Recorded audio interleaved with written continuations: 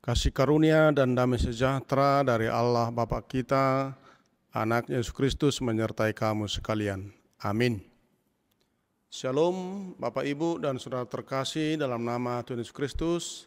Kita bertemu kembali dalam renungan pagi hari ini, Senin 4 November 2024, tertulis dalam kitab Kolose pasal 3 ayat 12, demikian bunyinya. Karena itu sebagai orang-orang pilihan Allah yang dikuduskan dan dikasihinya, kenakanlah belas kasihan, kemurahan, kerendahan hati, kelemah lembutan, dan kesabaran. Tuhan memilih kita bukan karena keunggulan atau keistimewaan kita. Tetapi saat Tuhan memilih kita, maka kita menjadi istimewa. Ia memilih kita karena anugerahnya semata.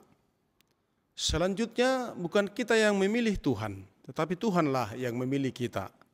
Yohanes 15 ayat 16a mengatakan, bukan kamu yang memilih aku, tetapi akulah yang memilih kamu. Dan aku telah menetapkan kamu supaya kamu pergi dan menghasilkan buah, dan buahmu itu tetap.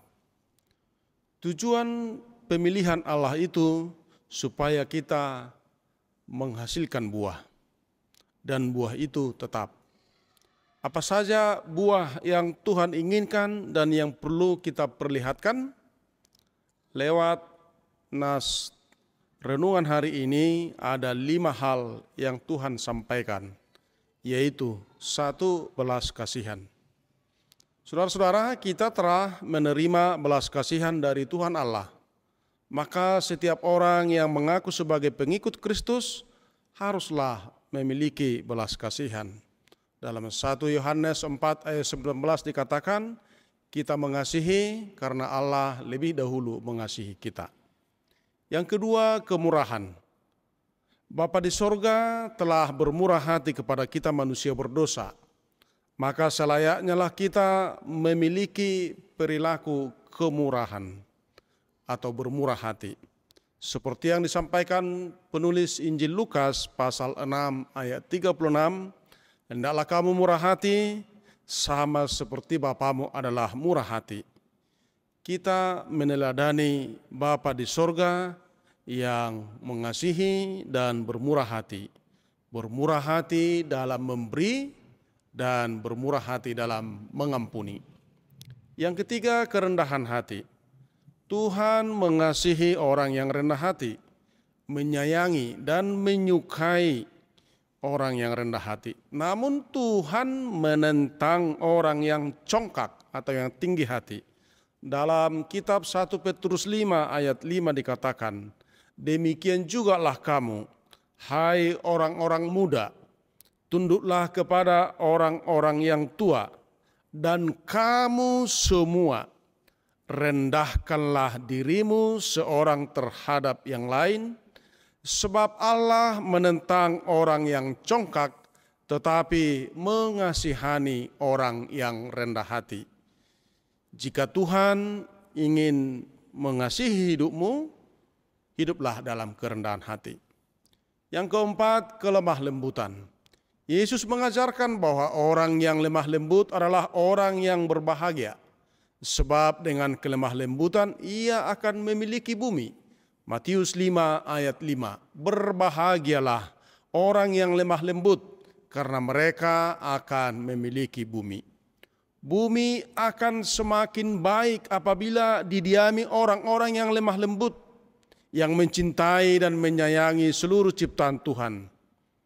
Menurut Anda, siapakah manusia yang paling lembut di muka bumi ini? Benar, dia adalah Musa. Dalam kitab Bilangan 12 ayat 3 dikatakan, adapun Musa ialah seorang yang sangat lembut hatinya, lebih dari setiap manusia yang di atas muka bumi. Senantiasalah hidup dalam kelemah lembutan. Yang kelima, kesabaran.